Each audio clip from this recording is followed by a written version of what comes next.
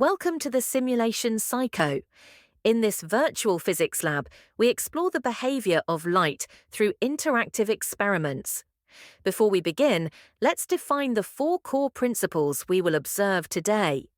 First, reflection means the bouncing back of light waves when they hit a surface. Then refraction means the bending of light as it passes from one transparent medium to another, caused by a change in speed. The third part is dispersion. Dispersion means the separation of white light into its constituent colors, like a rainbow. And then focusing.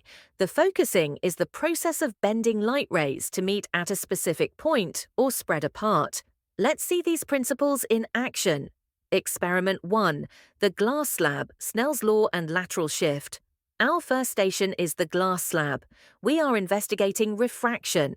We have set the refractive index of our glass, denoted as N, to 1.50. Air has an index of roughly 1.0. Watch closely as the incident ray strikes the interface at 45 degrees. As light enters the denser medium, it slows down. To conserve momentum, the light wave must pivot. It bends towards the normal line. This relationship is mathematically defined by Snell's law. N1 times the sine of the angle of incidence equals N2 times the sine of the angle of refraction. Because N2 is greater than N1, the angle of refraction R becomes smaller, in this case dropping to about 28 degrees. Now, follow the ray to the second interface. It is exiting the glass back into the air. Since it is speeding up, it bends away from the normal.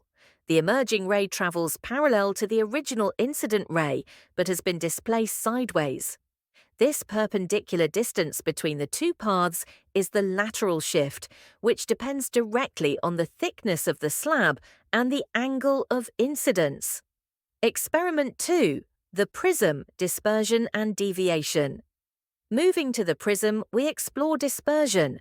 We shine a beam of white light, which contains the entire visible spectrum, horizontally onto the prism face.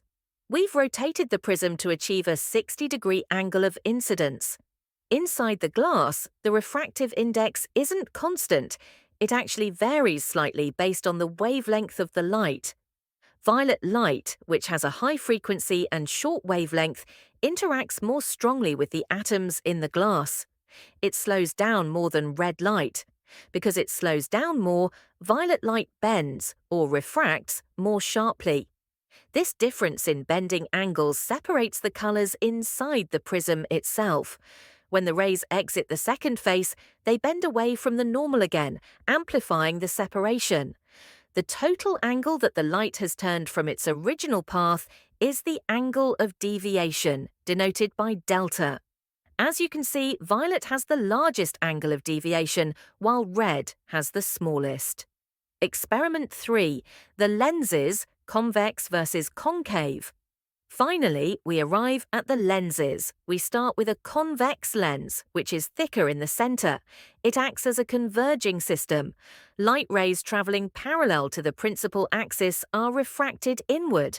They intersect at a specific point in space called the principal focus. The distance from the optical center to this point is the focal length FEF. The mathematical relationship between the object position U, the image position V, and the focal length f is the lens formula. 1 over f equals 1 over v minus 1 over u now. Let's swap to a concave lens, which is thinner in the center. This creates a diverging effect. The refracted rays spread out as if they are fleeing from each other. They will never meet in the real world. However, if our brains trace these rays backwards, shown here by the dotted virtual lines, they appear to originate from a single virtual focus point on the same side as the object. Optics is the bridge between physics and perception. Whether it's the simple shift of a ray in a window pane, the colourful arc of a rainbow, or the focusing power of your own eye, these geometric principles are at work. Thank you for watching.